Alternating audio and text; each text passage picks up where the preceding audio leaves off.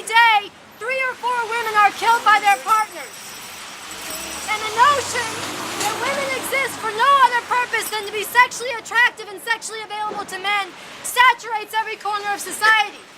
But you're not supposed to have sex, because then you're a whore or a slut or all the other things women get called, and the cult of virginity is still live and doing great damage, together with the whole assault on women's reproductive rights, the bombing of abortion clinics, the killing of doctors, and the whole set of laws against women's reproductive rights. One way or the other, whether women are reduced to being breeders of children or sexual objects for the plunder of men, they are reduced to things, not fully human. And let me be clear, sex and sexuality are a part of being fully human, but they are one part of them. A woman is a full human being intellectually, socially, politically, including her sexuality, or including the right to have children if she wants to, but not being stripped of her humanity and reduced to that.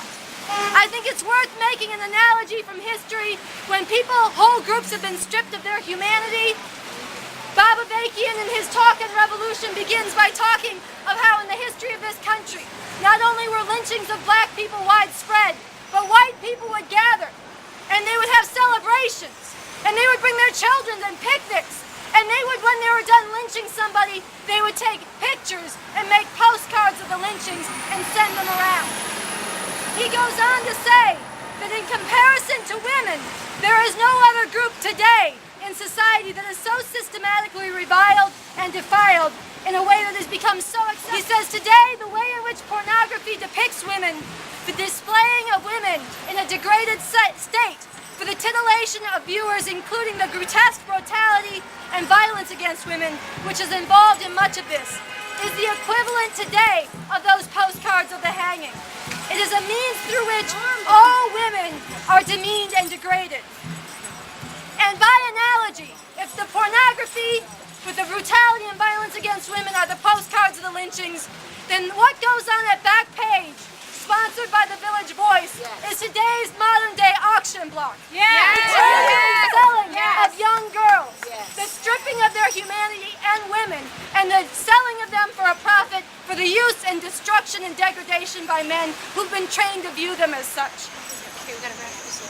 This is not society becoming more comfortable with sex. This is society becoming comfortable with the sexualized degradation of women. This is not human nature.